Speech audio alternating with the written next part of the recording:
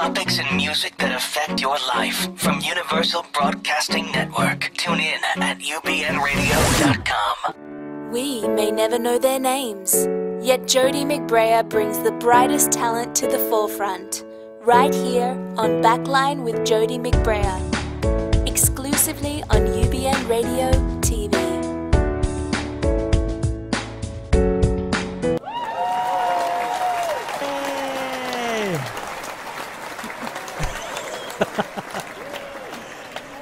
What's up, everybody? I'm Jody McBrayer. This is Backline. Thanks so much for joining us tonight. This is actually our first live show ever that we've done. So I'm so glad that you guys are with us and stoked for my guest tonight, my friend, monster singer and vocalist. I'm so glad you're here. Can we please make welcome Mrs. Keri Larson, everybody? Everybody always gets a really good round of applause here. I love that. We have the best canned applause in the industry. By far. Thank you so much for being here. And we also have your lovely and talented husband in the room. Introduce him. Mr. Tommy Larson is here as well. Tommy, we're so glad to have you. You guys got a sitter for the night? Yes. And we all carpooled up from Orange County. I know, which was fun. Yeah, it took us 2.5 hours. 2 hours to get here. Oh. Don't you love Southern California traffic? Yes, love it. Hallelujah. Well, hey, I want to say this publicly. I'll say it at the end again, but thank you so much for taking the time to come out and do this. And when you guys get to know her a little bit better here over the course of the next 50 minutes, you're going to know that she's a busy woman, and there are a lot of other things you could be doing, but I appreciate you being here. Well, thank you. And we're going to brag on you a lot, and we're going to drop a lot of names, a lot of famous people, but that's because you've worked your tail off. So let's start at the very beginning. Name that musical. Oh, Sound of Music. Oh my gosh. Yes. Yeah, we need like a Price is Right dinger Very or something good for that. place to start. Ding ding ding ding ding ding. We have a winner. But let's start and talk a little bit about you and where you grew up and how you grew up and go. It's all you. Okay, great. That's perfect. Yes. Keep that handy. Wait, hold on. Did we ever get the thud? Oh, I'm working on the thud. Okay, we're working on the thud. Yes. We have to have something because all we do is drop names on this show. Okay. Who'd you work for? Oh, I worked for Stevie Wonder. Poof. You know. Okay. So we got to have something like we've dropped the body on the floor. Yes. Okay, go ahead. Sorry. Okay, here we go. Okay, born in Tennessee, East Tennessee, super country people. Mm-hmm. Love my country family. Mm-hmm. But I grew up in Gallatin, Tennessee, which is right outside of Nashville. One of the actual people from Nashville. I feel like so many people are transplants, you know. They are. There's not a lot of Or at least natives. people that are in music. Yeah. You know, they all come to Nashville to do music. And so, you know, I feel like that was kind of cool that I grew up loving music, being in a musical community. Yeah. Nobody in my family really were musical people per se. Mine either. Yeah, just, I mean, you know, like some people sang in the church choir, a couple people could play piano by ear, but no like, wow, you know, these people are like full-on music people. So I was kind of rare, but it was fun, and it was a great little town to grow up in. Did you go to college for music at all? No, but I will say growing up in Gallatin, people that know that area, music was a big thing in the public high school there. Yeah. So I had the most incredible, you know, my voice teacher there at the school. His name was James Story. He was incredible. Well done, James. Yes. Well done. Just many people really have come out of my high school. Kimberly Locke was on American Idol. Yeah. And we went to high school together. I loved her voice. Smoky, just great alto voice. I know. Yeah. There's several others too. Like another guy, Matt Warren. He's like writing songs and country music and really successful now. But we all kind of came out and grew up together. And that was really fun to be there in those years. And you know. So what year did you graduate? 93. Okay. I'm aging myself now. Oh, but yes, please. 93. You graduate now. Oh, I graduated in 88. I mean, come on. I don't believe you. In the 80s, 88. Oh. Yes. It was I thought horrible. we were the same age, so. No, I'm much awesome. older and much wiser. Okay, so let's talk about this for a second, because you and I, obviously, we've known each other for a while. Yes. Gosh, we were, what, like, it's been like 17 years. Yeah, 17, 18 years. Yeah. A long time. And, you know, it's so ridiculous that I have never heard you sing live.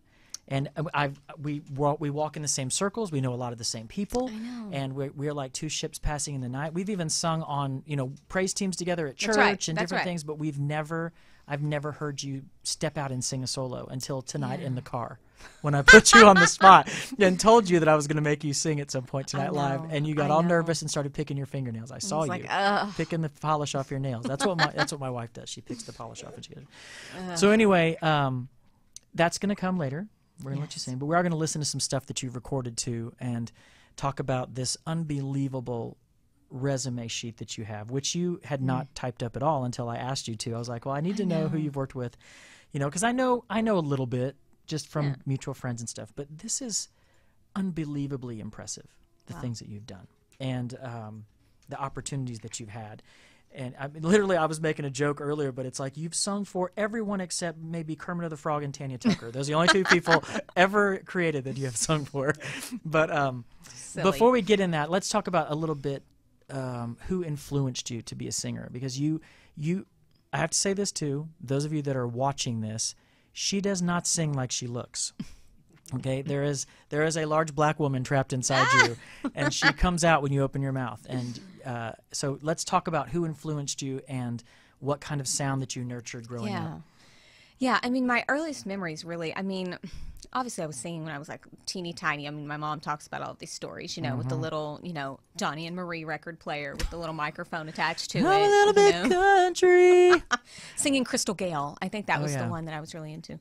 But really the one that I know so many people say this, but Whitney Houston, she was my voice teacher. Well, she was the voice of our generation, yeah. I feel like all of what I learned early on was... Tommy, you're going to be asked to leave if you keep making noise. What's happening? This is radio. People can hear what you're... I'm just kidding. He's so red. Can we pan? Funny. No, I'm just kidding. All right, sorry. So Whitney Houston. So Whitney Houston. I mean, with the cassette tapes, I think I was telling you in the car, like I literally burned the cassette tape in half. Like the tape just fell apart and I had to buy another one because it was just... I was, a little kid trying to memorize and copy every lick and every sound. And well, that's how I was with Anita Baker. With the Rapture, I had the Rapture cassette, and I knew every nuance of that cassette inside and out. And I guarantee I went through 2 or 3 of them. Yeah. And then my parents bought me a compact disc player for Christmas one year. I think it was my 17th. I was 17. Thank God for compact discs because they just never ran out. That's right. And they sounded so much better. But anyway, I totally get that. Whitney Houston was... and will forever be a unique and just a foundational voice, I think, for every singer. Well, funny you said that about the compact disc. I still remember. My first compact disc was The Bodyguard. Oh, well, yeah. Oh, my gosh. I was my first CD player, the year that came out. My first CD you player. You are so young. And The Bodyguard. Yeah. That's funny. My first compact discs were...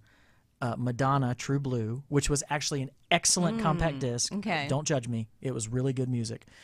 I can see judgment in your eyes. No, no, I'm just kidding. I'm not judging. I'm just kidding. And Whitney Houston's the blue album, Whitney. Oh yeah. With I Want to to Dance with Somebody, of course. course. Yep. Those were the first two. I got the compact disc player for Christmas, and I got those 2 CDs. So yeah, killer. I'm telling you. It's so sad to me, even today, like we were talking in the car listening to songs, that she is gone. And that voice, even though her voice wasn't the same and it started to degenerate, it's still, when she opened her mouth, there were still characteristics that were completely her. I know. And to not have that, it's just very sad. It is sad. I get it. So was she the only one? Were there others? Well, I mean, she was the original. Like, definitely that kind of... I feel like I found my voice singing her songs, found the voice that, at least the voice I wanted to have. I could see you singing along like... Yeah. Oh, yeah. Of course. I mean, and everybody knew me for that too. They were like, "Oh, of course she's going to sing a Whitney Houston song." But I mean, as time went on, I discovered Stevie Wonder. Like my parents. I mean, I think my parents were fans of Stevie Wonder, but they didn't really have his records. Yeah. So I kind of found him on my own, and I went and bought like back then it was like box sets, and box sets were the thing. And of course they had several for him. And I just sat down with like 5 CDs and I just started learning his music and sitting in my room and just, where have these songs been all my life? Oh, gosh. And just listening and falling in love with so many of them. I mean, I'm such a huge Stevie Wonder fan. Well, love him. I mean, it's rightfully so. I mean, the guy is unbelievable. But I remember the first time I heard Songs in the Key of Life, and just being so overwhelmed with how smooth his voice was. He was one of the first people that did those fast riffs with his voice. You know, yeah. Totally. Before, I mean, I still can't do that. We were talking about that in the car too. We talked about everything. 2 hours in the car, we talked about every musical thing you can imagine. But yeah, I mean, he's one of my musical influences too, and you know, he still sounds the same today. Like, I know. He's incredible. And I love that because I feel like we've lost so many. I mean, with Whitney and then Michael Jackson and just, I mean, all of these people. I'm like, all of my musical influences, because he was another one that obviously was a musical influence in just kind of different ways. But I mean, I just feel like there's so many. Yeah, there are a lot, and I mean, so obviously R&B was a big deal to you. Well, yeah, it kind of was the only thing for me. Okay, you know. So I'm going to put you on the spot now, then, since we're talking about Whitney Houston. You didn't know it was going to come this early. Yes. So I told her, I said, okay, we're going to just do a little snippet of something live, which I never do. In the studio, and she got so upset. So I'm going to start it for you. Okay. It's going to be a little loud. Because you're John. my friend, I'm allowing this. Yeah, we'll use that. Doesn't have anything to do with the fact that you actually have talent. Okay. Let's see. So I'm saving all my love for you. Go. You used to tell me we'd run away together. All right. What gives you the right to be free? You said be patient, just wait a little longer, but that's just an old fantasy. All right. All right. See, I told you.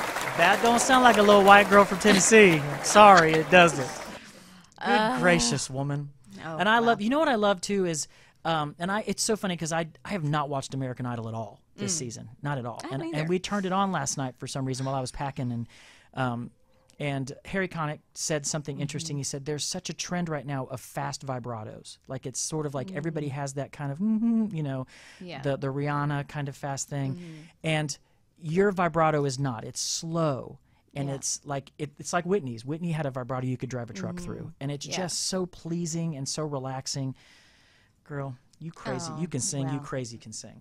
Well, as can you, so let's just... All right. Anyway, moving on. So, okay, so Whitney Houston, Celine Dion. We talked about Celine Dion. Of course, Celine Dion. Of course, well, everybody. Yes, you know, and I told you, here's the real truth of that. Okay. Celine Dion is the only person I truly would leave my family and go on the road. Tommy knows this, so it's really okay in our marriage. Hello, Keri. It is Celine Dion. I was just wondering, would you mind coming and singing for me? I sort of got a little Russian mixed in there. But that's not bad. That wasn't too bad. Yeah, you're talking about, okay, kiss mama. I'm out. Yes. And you have two beautiful kids, by the way. Yes. They're so Thank you. Maisie, who is a little over a year. She's 16 months. And James, who's 4.5. Oh, gosh. They're awesome. Yeah. I got to see them tonight, and we said bye-bye, and James was dressed up like Darth Vader. Yes. It's just, you know, this is a good season of life for character. And they're awesome. Awesome kids. James, and he's the finest dressed boy Thank you. on social media, I must tell you. Well, thank you. That's very nice. Sharp. Okay, so I want to just talk about this resume for a second, seriously, because you know, of all the people that I've talked to and interviewed, and you know Nikki Anders very well. Yeah. You've worked on Glee, obviously, and we'll talk about that. But just the live performance backup singing that you've done with these artists, I'm just going to list a few here so that people: Bonnie Raitt, Patti LaBelle, Mary J. Blige, Queen Latifah, Ryan Tedder, Johnny Lang, Gavin DeGraw, CeCe Winans, Crystal Lewis, Dionne Warwick, Yolanda Adams, R. Kelly, Imagine Dragons, Darren Criss, Amber Riley, all the guys from, you know, Glee, Ty Herndon, Bret Michaels. It's just, it doesn't stop. The list goes on and on and on. Seriously, it's like, except Kermit the Frog and Tanya Tucker. And, I mean, tell me what it's like, seriously, like, you know, we were talking about some of the people that you sang with in the car, and you were mentioning Bette Midler as being one of the ones that was a highlight for you. What is it like sharing the stage, being in the same room with that kind of talent, and being able to sing with them? Just kind of paint a picture for us as what that experience is like.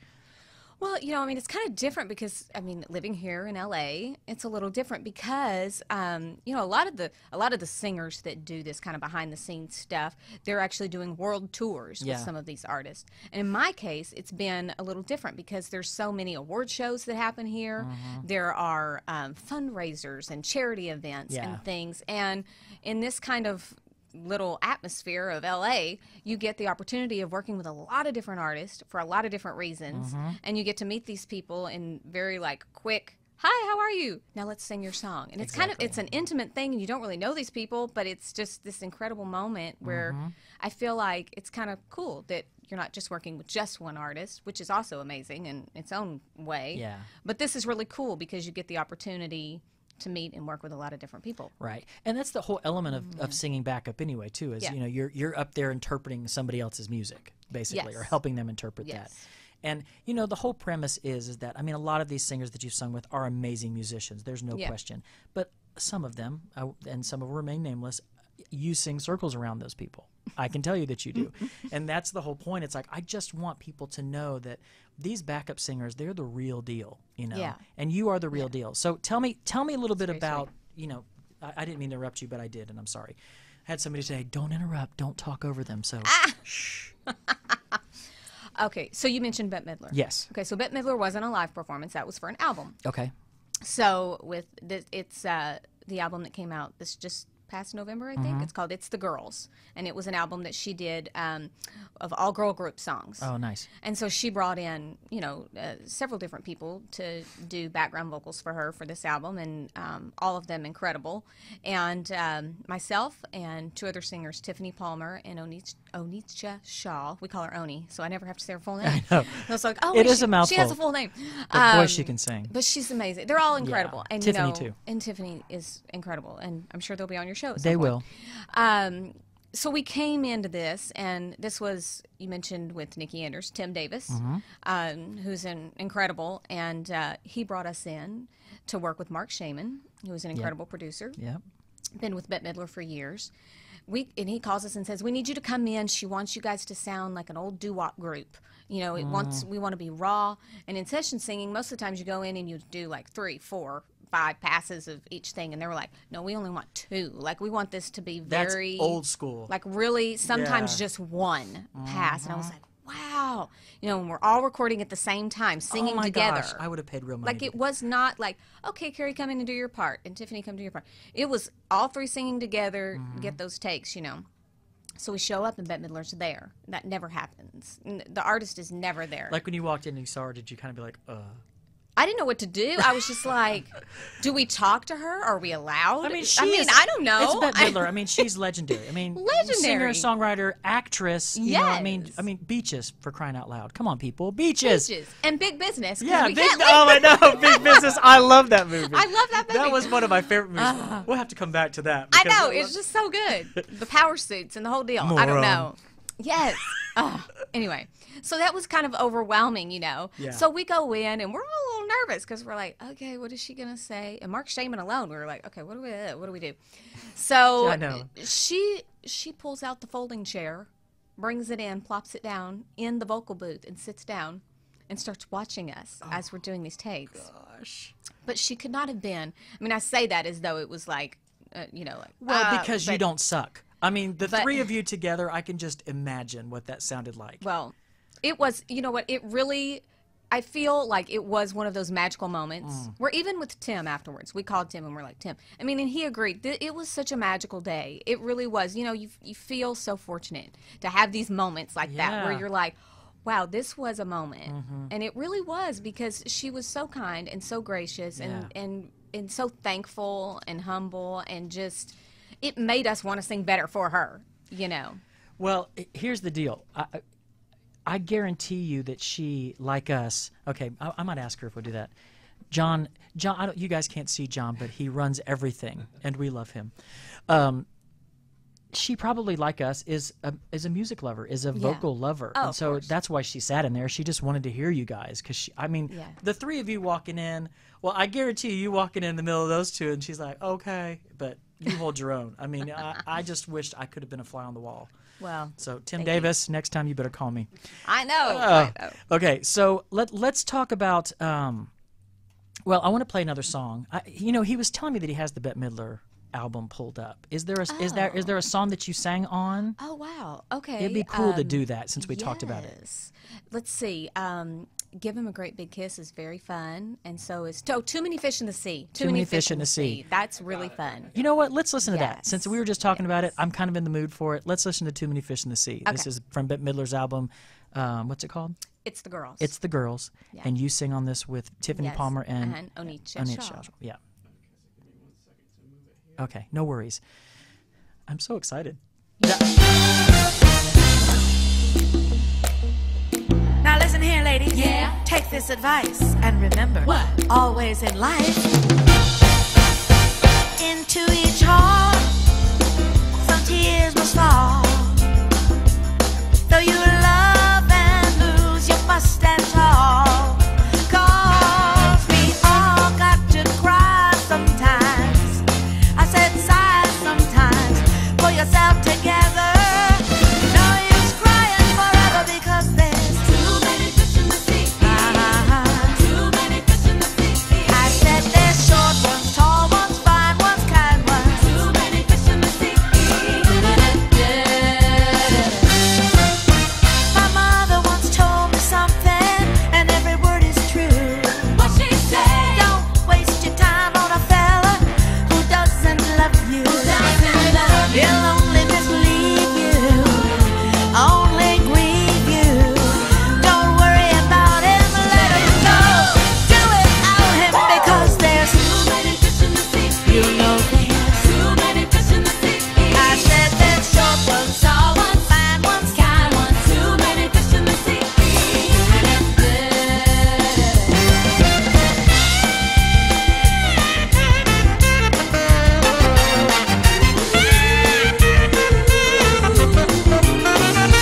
Well, if the fish isn't on your line, just bait your hook and keep on trying.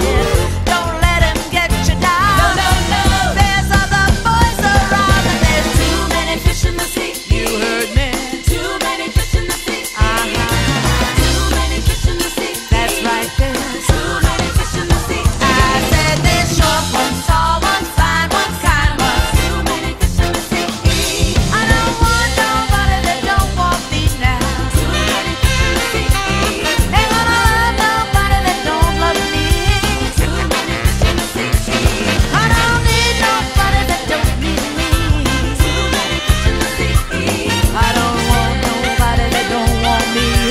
Too many fish in the sea. Come on, girls. Let's go fishing. Too many fish in the sea. Oh, look, girls. It's Moby Dick. Back off, girls. This one I'm not throwing back. Out of my way. Hello, honey. I have some krill waiting for you at home.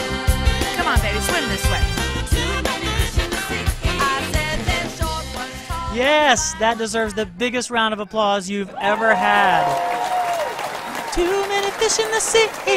One more time. 1, 2, 3, 4, 2, 3. Too many fish in the sea. I can't resist. That's awesome. I love that. I'm so glad we played that. What a great experience that must have been. Yeah, yeah. it was. Okay. Well, moving on, because like I said, there's so much. Not only have you sung backup for a lot of people on stage and in the recording studio, but you've also worked a lot with film and television. And we touched on the Glee thing a little bit, but tell me some of the film stuff that you've done. But before we go that, let's talk about this really quick, because we were laughing in the car at how many people always come up to me and say, "Why don't you do The Voice? Why don't you want to be a contestant on The Voice? I just don't understand." Every time I sing, people at churches, I'll go and sing in churches, and little old women will come and be like, "You should audition for that, The Voice." I'm like, well, and I have my reasons, but the people do the same to you. Tell me what you tell them about that. Yeah. I mean, I have, and I just recently somebody was like, "Please, go audition for The Voice. Yeah, you need to be on The Voice." Well, and you actually had an inside track to do it too. Yes, very, very sweet. I have been approached twice to do what they call like a private audition scenario, which is very flattering. And I'm super thankful, that they would even think that I have something to offer, have that first audition. Well, duh. It's very, but it is flattering. You know, it's very, very kind. But, you know, Tommy and I talked about it, and we were just like, wow, you know, a lot of people don't know there's a huge commitment level that comes with just the audition process. Not maybe that initial one, but if you make it on to do like a blind audition or something like that, there's a lot of time. And the first time around, my daughter was only like 4 months old. And I just felt like, gosh, and she was on the verge of having like a major surgery. And we just felt like this is not a time where I want to be away from my daughter. So that was just like a no-brainer. It was like, this was not God's timing. You know what? Sure. Thank you so much. But it just was like, this is just not for now. So then it came back around, you know, a year later. And they were like, hey, you know, we just wanted to revisit and see if maybe things have changed and you would want to come. So, so nice. And we just talked about it and was like, but why? Why am I doing it? You know, I have had several friends be on The Voice and have done well, and I'm so proud of them. Well, Luke Edgman, the guy that we're going to play a song that you've done, you recorded together later on. Yes, and Chris Mann and Emily Benford, and just this current season, Ashley Morgan. I feel like Anthony Evans, incredible singer. There's been all of these people, you know, that are just so great, and I'm so thankful to even know them. You know, they're all so talented.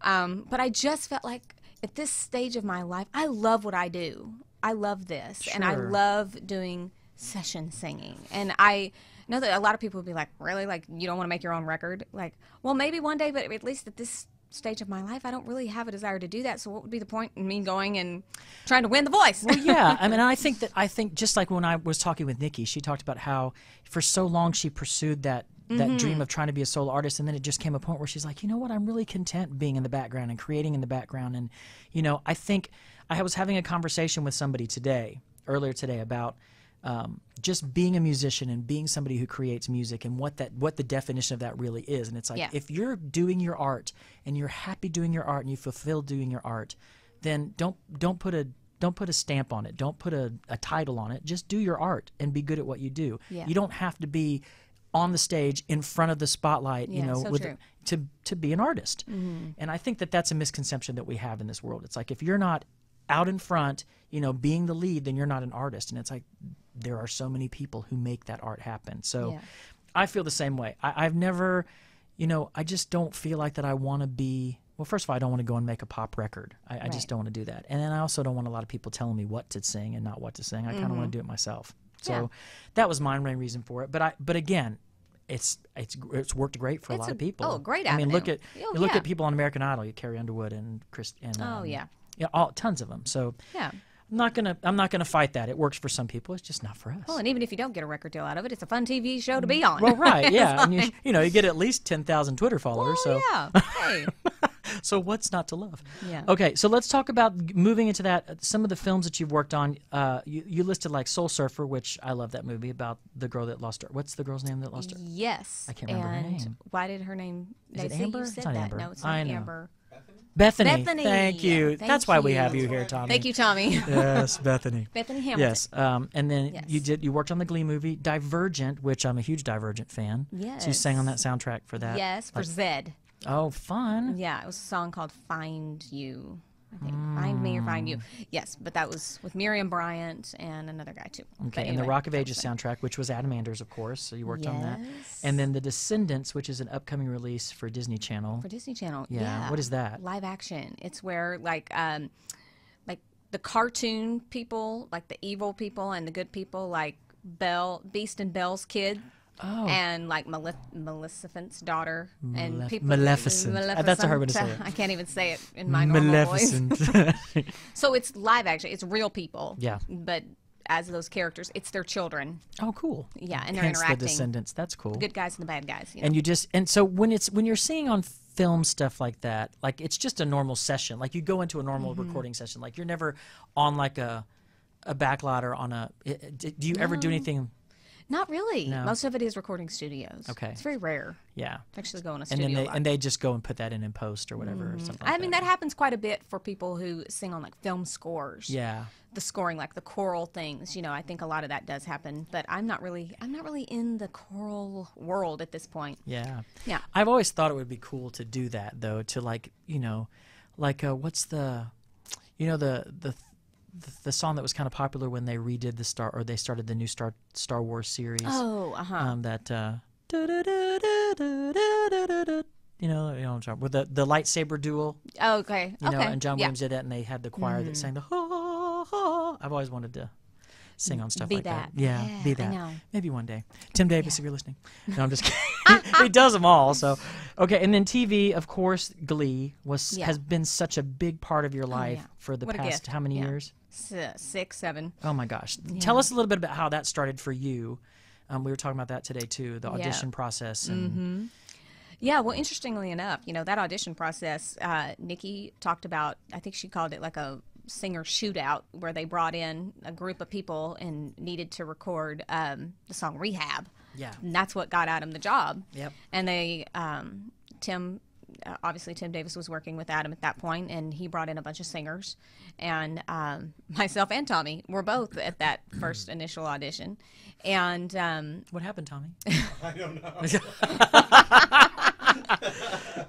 I don't know. So we did not get picked. That's what happened. We did not. We went home that night, sad, wallowing. Actually, we didn't even know what we were missing out on that first night. We just thought we're missing out on a session. But thankfully, by the graces of the Lord, Yeah. they found it in their hearts to bring us back. So And you sang. How many songs did you sing on? I don't know. You know, 6 seasons. It's like it's such a great. My gosh, just It's the such a amount great of music that has come out of that, and opportunities, Yeah. and not only that, but just the family that you've created. Yeah. Working with the same people, you know. Yeah. It's definitely one of those things. I mean, you know, Glee is one of those things that come along once in a lifetime. You know, they really are. And everybody would say that. It was an incredible opportunity to get to be a part of something that, you know, is just not common in television. Yeah, how many music series are there where there's 3 or 4 songs each episode, and you get that's huge. I'm just thankful to have been a part of it on any level. You know, I mean, I just feel like I met some of the most incredible people, talented people, and just to have those memories and to be able to look back and say, oh, I was able to be a part of something like that was so incredible. I mean, really, that music, I just feel like those arrangements and the vocal arrangements and all of it, it was just so incredible. Yeah. I mean, I still listen to all of them. We talked about that too. But it's like, I feel like that even through the whole Glee family and me being so close to Nikki and knowing you guys so well, I feel like that I've made such great friends through the whole connection. So it's been a truly amazing thing. Yeah. You know, you talk about some of the other things you've done. You've like the X Factor, American Idol, The Voice. You sing backup for a lot of the contestants on those shows. Yeah, well, the cool thing about the X Factor was when that was happening, we were all obviously sad to see that go because I liked the X Factor. Yeah, I did too, and that one was really fun. That was like a weekly deal where you'd go in and pre-record the background vocals for the contestants. Oh, so that they would have singers that were actually on camera singing as well, but we would kind of help, angels, help out the track and all that sort. All of the shows, they do that, and so that was really fun. Also, getting to do that. And is that what you did for American Idol? You did live stuff on American Idol too, though, right? That was actually, I did the live stuff on the X Factor as well. The American Idol stuff was just all pre-records. Gotcha.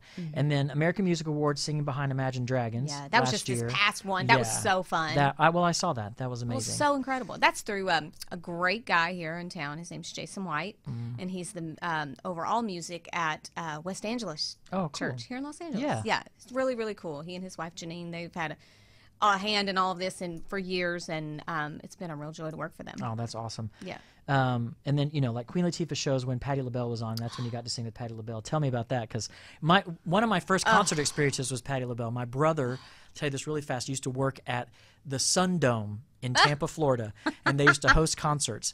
And he worked as an usher, to make extra money while he was in college. And he's like, hey, you want to come with me to work tonight? It's a Patti LaBelle concert. And, I heard she's, he knew I liked Anita Baker. And so I'm like, sure. I didn't know what to expect. And I mean, was that not the most entertaining concert I've ever been to? She came out in like a purple cloak with just 2 little holes for her hands. and like, seriously, she looked like a cone, because she's crazy and she had that crazy hair. And then she sang New Attitude. And on the part where she goes, I'm looking for a new dress, and the music would stop, and she pulls that thing off, and she has on this little skinny dress and high heels. At one point, she was sweating and flicking the sweat in the audience, pulling her fake eyelashes off and giving them to people. I mean, she was nuts. But boy, could she sing. But so incredible. Yeah. Yeah. Well, that was just one of those things that came out of the blue, which is how most of this stuff happens. You know, People are like, "Are you kidding me?" But it was like, what? My dear friend Brendan Winbush called, and he is currently singing with Patti LaBelle on tour. But at the time, he was not, and had just been called, hey, she's going to be on the Queen Latifah show doing a Valentine's Day thing, and she's going to sing If Only You Knew. And so Brandon so graciously called myself and Tiffany Palmer, asked us if we would come and sing on the show. And, of course, that was an immediate yes, of course. So we go, and, I mean, it was just, she was so lovely. And, I mean, I just thought, well, she's going to look at me and be like, who on earth hired this little white girl who is country to come and sing for me? Because her singers are the real deal. You know, she has phenomenal singers. And I thought, That's so funny because your accent just came out. Did you hear that? I was like, it's like, she's the real deal. I love it. it's like, oh no. I was like, is she going to fire me before I even get on the stage and sing with her? I didn't know. no. And she couldn't have been more lovely. And Yeah, well, she's on Dancing with the Stars right now. Do you know that? And doing I don't so know. well. Is she still doing well? I think so. I don't know, but I haven't seen. I honestly don't watch it. I promise you I don't. But every once in a while I'll catch it out of the side of my eye while I'm doing something, and I saw that she was on there, so I wondered how she was doing. That's Good for her. I've always loved her too. She sang. Well, we won't talk about all that. Let's keep moving on. This show's about you, not about me. Well. But tons of that. Now let's talk about. You did a couple of commercials too, which I didn't realize that you had done that, like a JCPenney's commercial and a Pizza Hut. Okay, well, let's talk about the JCPenney thing. Okay. That's the one to talk about, because the JCPenney one, that was... Jacques Penoir. Yes. Okay, so I did a JCPenney commercial without knowing it. Oh, Okay? really? This was from... They told you. They said this was Nordstrom. No, this was so... Really, thanks to Tommy, the day before Thanksgiving, okay, we're sitting at home, and Tommy turns on the television, and he was like, isn't that you singing? And I was like... I had sung background vocals on CeeLo Green's Christmas record, and they picked up CeeLo Green's version of a Stevie Wonder Christmas song that we had sung background vocals for. Oh my gosh. And so Tommy's sitting there, and he was like, I think that's you guys singing. I think that's CeeLo Green. And sure enough, I didn't know how this stuff works. You know, again, I'm calling up, and I'm like... Oh, that's right. You told me this because you called and said, should I not be getting some money for this? Well, I didn't know. I was like, how does this work? Are we supposed to get paid? Because JCPenney's playing our song, you know. And sure enough, yes, we were indeed supposed to get paid. Merry Christmas. Christmas commercial. Tommy, if you hadn't have spotted that, if you didn't have such a keen ear for your wife's voice, No, thanks to Tommy. your children would not have had a Christmas. A whole bunch of people have Tommy to thank for that. That's so funny. A whole slew of people. So, Oh my at gosh. any rate. Well, I want to play another song. Okay. And you know, we don't have we could go for hours, you know, and we could Yeah. play songs after song, but I want to play It's very sweet. All Is Fair.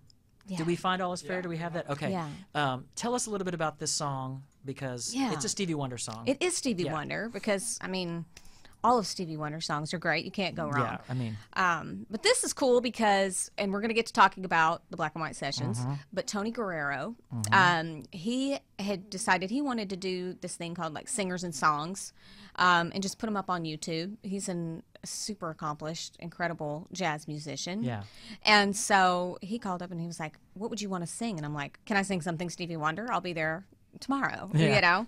And he was like, yes, let's do it. So we got together, and the whole premise of it was we would sing live, no fixes. He's at the piano, I'm singing into the mic, and let's just see what happens.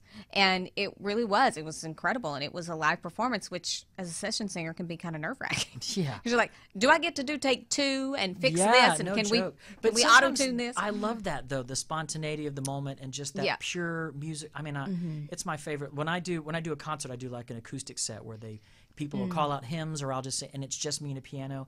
It's Yeah. the best ever. Let's listen to this song. This Okay. is All Is Fair by my friend Keri Larson.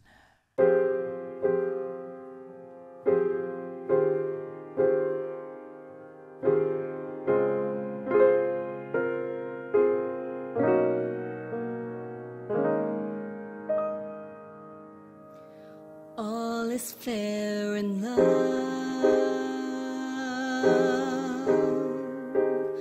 Love's a crazy game. Two people vow to stay, and love is one they say,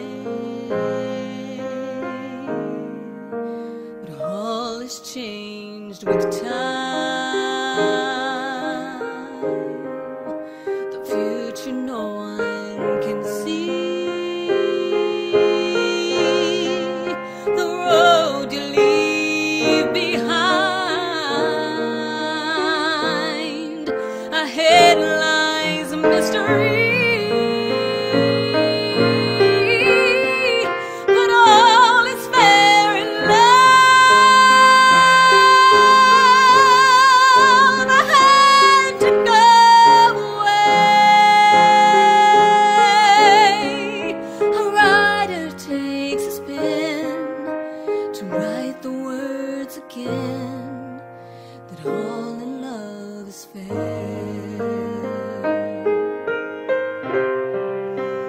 All of fate's a chance.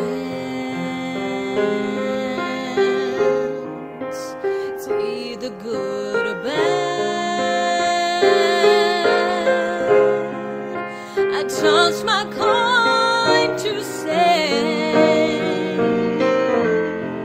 in love with me you stay. But all in war is so cold. You either win or lose. When all is put away, the losing side I'll play. But all is fair in love. I should have never left your side. A writer takes his pen to write the words again, but all in love is fair. A writer takes his pen to write the words again, that all in love is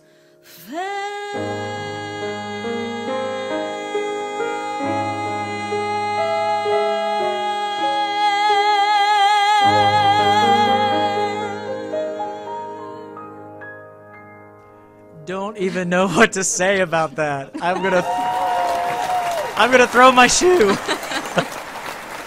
Oh my gosh, you are a singing fool. Thank you. That is one of my favorite things ever. So Yeah, that's well- going home with me tonight for sure. Thank you you, so Jody. much. That's incredible. That means a lot coming from you. Oh gosh. Okay, I teared up. Seriously. Okay, so you talked about Tony. So let's Yes. talk about the Black and White Sessions and what a Great. unique thing this is, and sort of how we're going to Yes. partner a little bit together if we can. Yes. Tell them what this is. Okay, the Black and White Sessions is a YouTube channel Mm-hmm. that or that I had dreamt up a few years ago, where I wanted to bring in session singers and sometimes special guests like artists and things that maybe have done albums. Like and me. things. Yes, like Jody, and of course our friend Crystal Lewis. Yes. You know, bring in some people that have expressed some interest. But basically, what it is, it's an opportunity for session singers who aren't really ever seen, but they're always heard, to come in and sing a song that they love in the format like that Tony had, where they sing live. He's playing the piano, they're singing. We're getting it in a studio setting, but it's just this live, raw, emotional performance. In a way that we can put it into a channel, Yeah. you know, where people can go and like find out who are these people that are singing on films and TV and you know, albums. And, you know, because I felt like, gosh, you know, I was sitting in on a session one day and I think it just kind of came to me. I'm like, why am I here? Like, I felt like these people are so incredible. Yeah. Like, they're really, really so good. And it's just, you know, and a lot of times you don't even know how good they are because you're just singing like a robot. Yeah. Well, and when something, you get in know. there with a group, you're so worried about blend, you're not paying Yeah, attention to all yeah, that. yeah, But yeah. I get And it. they're So all you're sort so of doing what I'm good. doing, Yes. you know, but except you're in- having them actually sing. Which, actually sing, and it's been going so great. We started a couple of weeks ago, kind of backlogging some videos, so I'm excited to say we're premiering tomorrow. We're debuting tomorrow. and Yes. so where can they tell them where they can hear it? So the blackandwhitesessions.com is the website. website. It's all spelled out, theblackandwhitesessions.com. The YouTube channel will be up tomorrow, but the website will link you to the YouTube. But if you look up the Black and White Sessions on YouTube, it's going to take you directly to it. Perfect. So tomorrow is the first video. We're planning on releasing one every Friday. Okay. With a new buddy, a new friend coming in, and obviously I'm pulling from people that I have relationships with. Sure, but eventually that'll branch out. Eventually it will branch out, and there are some lovely people in town around Los Angeles that I would love to bring in that aren't maybe people that I've worked with personally, but I have a great respect for. And then maybe eventually, if we find a great audience for it, take it to New York and Nashville and London. Absolutely. Well, and I'm going to do my best too to where we can sync up. So with you releasing a new video every Friday, if I could get that person in to interview them and talk to them, because that's the whole gist of what I'm doing too. I'm trying to highlight those people and bring those people to the forefront. Be so great. You know, that people may never know their names, but yet they are the foundation of the music that we make. And so I think it's such a great platform. Oh, it's amazing. And I think people care, and music lovers care. They're like, I think they would really appreciate having just this. the response that we've had from this show. People care. You can tell. So and so the first song that you're going to be releasing is excited. It's I Surrender All. Yep, which is a good old Baptist hymn. We just started with a hymn. It just kind of worked out that way. We kind of decided that day in the studio what we were going to do, and we worked out the arrangement in 5 minutes and went in the booth and sang it with no fixes. And there's some mess ups, but it's with the incredible Luke Edgeman. I love it. Oh yeah, he's a freak. Who's been on The Voice. And He I'm sang going to with have me him on here Glee. too. Luke, if you're listening, you better call me back. I'm angry. But let's listen to I Surrender All. This is Keri Larson and Luke Edgeman, and this is the first release from the Black and White Sessions, and it'll be available to be viewed on YouTube tomorrow. Yeah, tomorrow.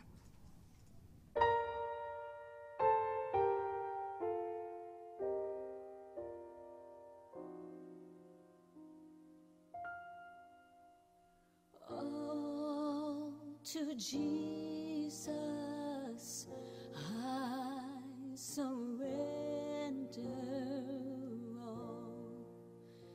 To Him I freely give. I will ever love and trust Him in His presence daily live. I surrender all. I surrender